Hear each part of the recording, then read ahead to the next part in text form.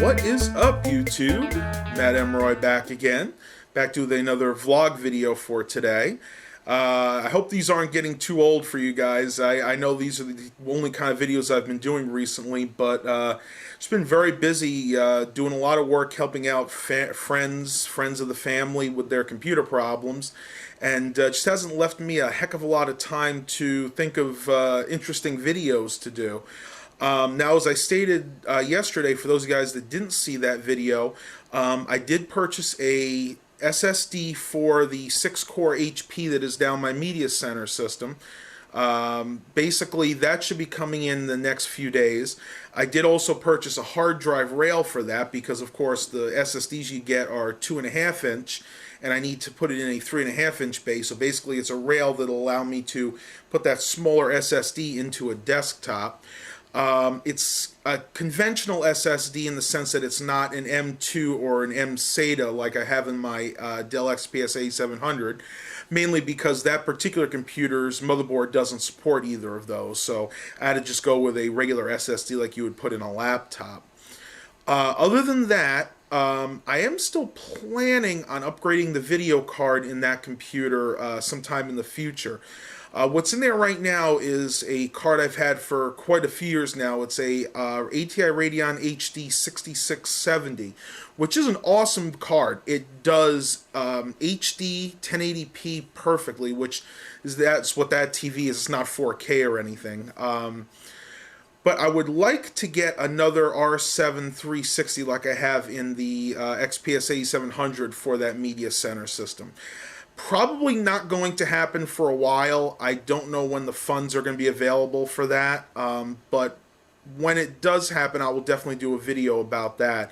Like I said, the 6670 really is still a decent card. I mean, that's like 4 or 5 generations behind now. But that still will play most modern games, at least on medium to low settings. I don't, as you guys know, I'm not a big gamer, but I do like to play Need for Speed sometimes. As a matter of fact, I'll show you exactly what I play. The one I've been playing lately is the Need for Speed Shift 2, which is now actually a few years old. This actually came back out back in 2011, but these are the kind of games that I do like to play. Pretty much racing games, and for me it doesn't have to be the latest and the greatest. It's just something to do late at night when I'm bored and I can't think of anything else to do. So let's go ahead and shut these cabinets. Another thing I've been doing recently, these things called adult coloring books.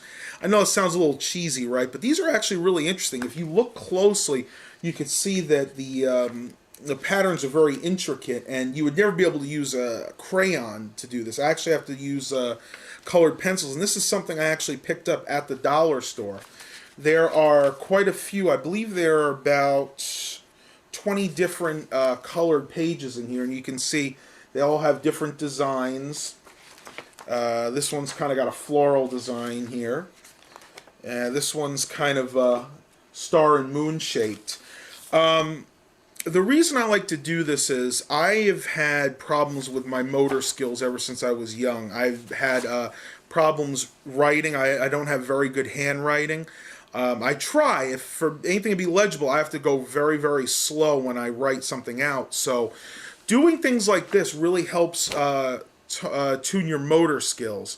And I've already noticed a marked improvement. I only started doing this about 2 or 3 days ago, and now my handwriting has improved immensely. Basically what it is, if you ever heard of something called muscle memory, when you're using something to write with, it doesn't matter if you're coloring or writing, your brain is thinking about trying to stay in the lines, especially when you're coloring. And the more you have to think about that, the more your brain gets tuned to having to so I'm looking for toning those fine motor skills. And what I've actually been using are colored pencils. Now these I picked up at Dollar Tree, very good deal. I got 10 of them for $1. They have all different colors. You got brown, light green, this one's purple, deep blue they call this one. This one's sky blue. You got orange, this one's just regular orange, red, black, They call this one Peak Green, and this one is Mid Yellow. Now the yellow one I'm not as crazy about. When you really have to push down hard to see any color, but the rest of the pencils really tend to work pretty good, and you're getting 10 of them for $1. I mean, you can't beat that. You could probably color half the book with these pencils. The only thing that stinks is, unlike crayons, you are constantly sharpening these. Like, I could do about a quarter of a page and I have to go to the pencil sharpener and sharpen each one. But the coloring book I also picked up again at the dollar store, and this is at Dollar Tree. Really, really nice to have. If you see these go quick. I actually asked the inventory manager at the local Dollar Tree, do you have any of these? And he said, no, when we get them in, they usually sell it within a day. So I actually gave him my phone number to call me when they got the next shipment in. But I didn't even need to wait that long. I actually went to another Dollar Tree, which is the other part of town, and they actually had a few of these. I bought 3 different books, so this is something really good. Like I said, if it's also very, very relaxing. If you're feeling stressed out for some reason, you know, after a hard day's work, something's stressing you out, you go home and you color. It really takes your mind off your problems, because you're concentrating more on what you're doing. You're not thinking about all the problems of daily life. So, once again, highly recommend picking some of these up if you see them in your Dollar Tree. One thing I wanted to mention too, I know in one of my Dollar Tree hauls, probably about a week or two ago, I had mentioned I picked up some of these rubber bands at Dollar Tree. It was in a 50-pack, and they're all these different colors. These things are junk. I know usually I don't talk about stuff from Dollar Tree as being junk, because usually, lately, it's been really good items. These are total garbage. They only last about a day or two, and what happens is they're kind of made out of this plasticky rubber. It's not like a normal rubber band. It's more of like a thing you would find on a piece on your fruit or vegetables when you get them from the produce section. They're just not made to last. The plasticky rubber just kind of degrades, and these things break after a couple of days. So that is one thing I will not be buying again from Dollar Tree. Hopefully I'm going to go over there today. They usually have the regular rubber bands, the ones you're used to buying like in the office stores that are kind of the tannish color, and those are all rubber, and those always seem to hold up pretty good. So I'm going to go and stop the video for right now. I want to go and make a coffee because I've only had 2 cups today, and I'm still feeling a little sluggish. Now, we are having an absolute gorgeous day today. It was horrible yesterday. It was windy, rainy. The winds were picking up to like 30, 40 mile an hour gusts. We had gale force winds. The rain was constantly pouring down. It wasn't even a light rain either. I mean, it was a constant heavy rain. Kind of a blessing in disguise, because it's actually cleaned away most of the pollen. But today is the total opposite. It's sunny. It's about 65, 70 degrees. It is absolutely beautiful. So I may try to get in a little walk today, depending on how bad the pollen is. I'm going to judge that by when I go out to my car. We'll see if there's any green on the hood, and if there's not, that'll probably be okay. Talk to you guys in a few minutes. So let's head outside and see what we got going on today. As like I stated before, it is gorgeous. Only a few high, thin clouds, and that is it. Now, unfortunately, we haven't gotten a chance to plant anything yet for this year. The sawgrass died over the winter. So did most of the plants in the flower pots. The rose bushes have actually started to bloom. We've gotten a few off of this one. You can see got bloom right there. Rose starting there, and we actually have almost a fully mature rose there. So even with this really cold weather, this bush has decided that it likes to bloom. These hollies are getting overgrown. We're gonna have to spend some time next week and maybe cut those down. Oh, you can really hear the birds talking. This rose bush is just growing up again. You can see, oh, look at this. We got a bud right there and a couple right on this one. Every year, my dad actually cuts this down. You can see the nubs down there from the parts that didn't grow back. He cuts it down that far because if we didn't, this would have actually grown up almost to the roof there. This thing literally grows like weeds every year.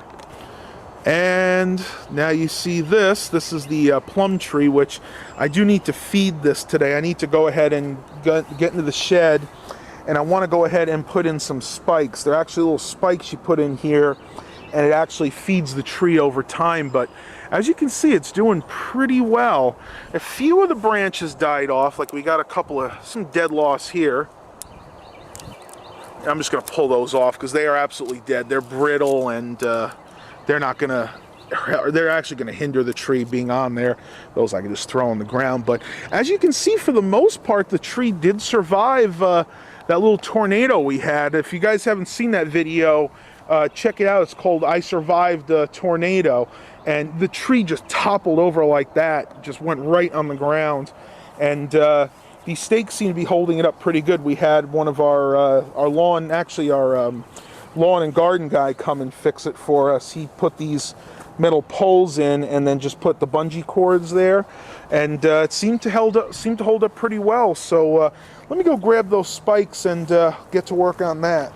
Wow, I'm in the backyard, guys, and the ground is really, really wet. You can see, because I know that there was flooding here the other day. It's pretty solid there, but you see right here, I can actually move this. You can actually feel the groundwater. So the water table is literally right at the top of the grass here. So hopefully we don't find any more, have any more storms soon, because then we're going to actually see some really bad flooding.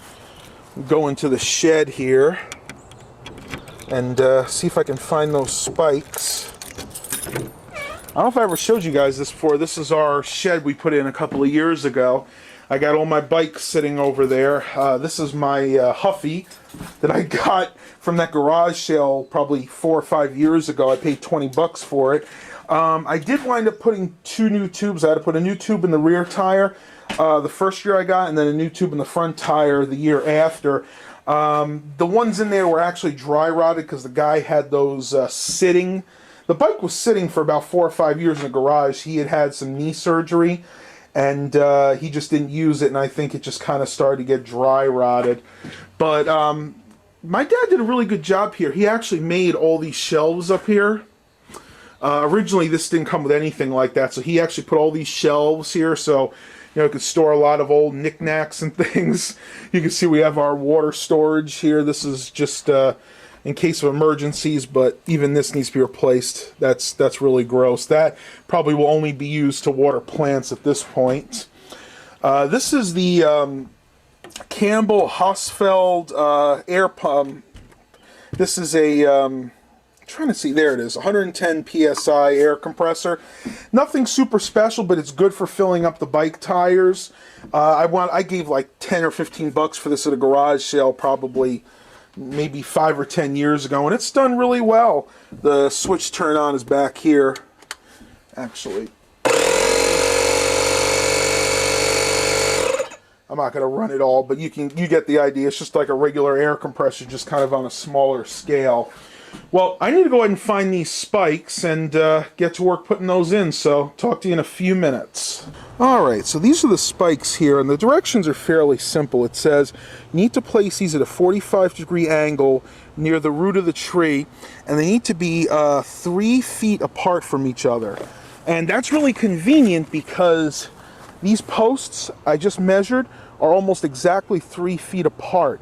So what I'm going to do is I'm going to try to put those in, and I'm just going to use this kind of as a guideline. The other side I'll just have to kind of guess. So I'm thinking 4 or 5 of these sticks should do it.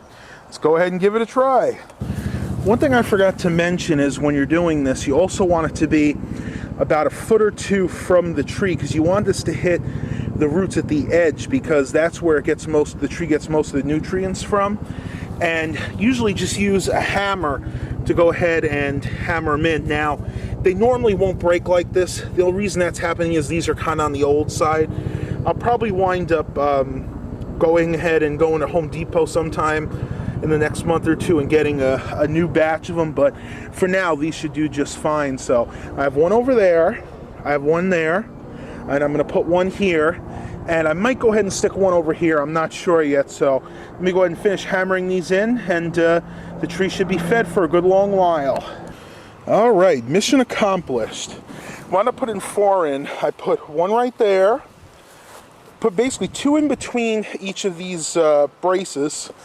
One over there and one right here. So this tree should be good to go for another year. I'm gonna go ahead and put this back in the shed here with the hammer, and we'll see what the rest of the day brings.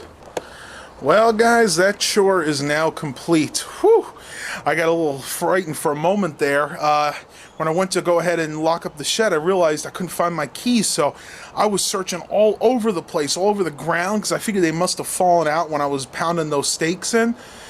I did that for about 5 minutes, and then I put them in my left pocket with my cell phone, which I never do. I was so relieved. If I lost that key, which had my car key on it, because it's one of those chipped keys with the programming on it, would have cost me like $100 to replace it. So, oh, crisis averted, but man, that would not have been good. Well, I'm gonna go and end the vlog here for today. Hope you guys enjoyed this video. Please remember to like and subscribe. And as always, have a blessed day, everybody.